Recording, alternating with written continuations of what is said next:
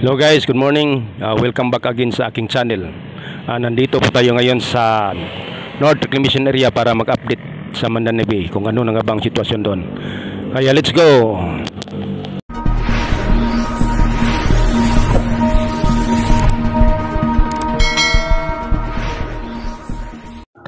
What's up guys?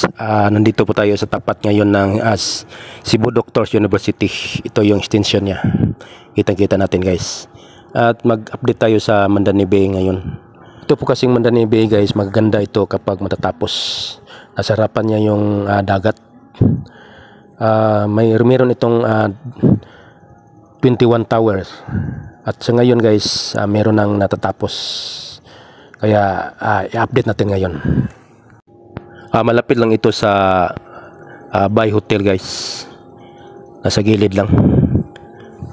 Mandani Bay transforming Cebu into a world-class lifestyle destination. Meron na itong 20 hectare guys. Yung bakante niya na hindi pa na tatayuan ng building. Kaya palagi natin i-update ito guys hanggang matatapos.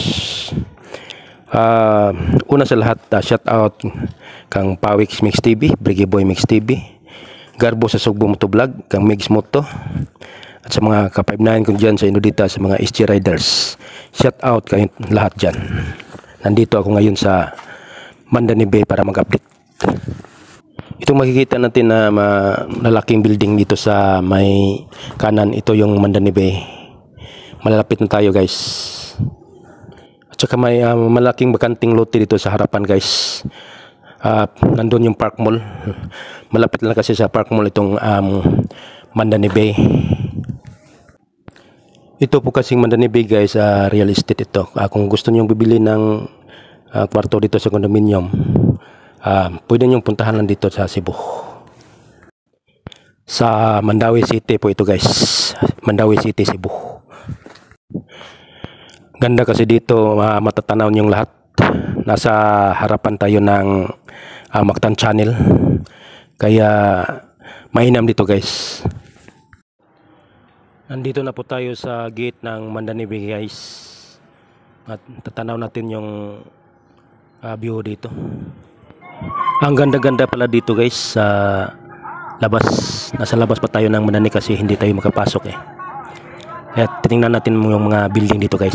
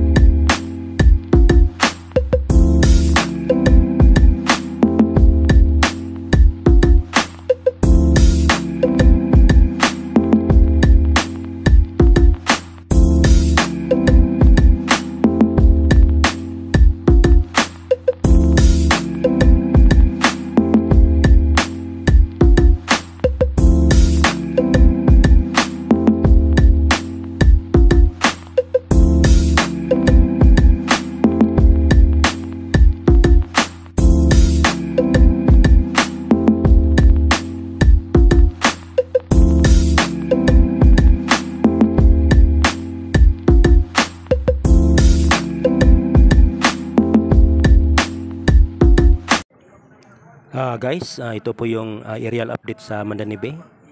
Thank you for watching and God bless sa ating lahat.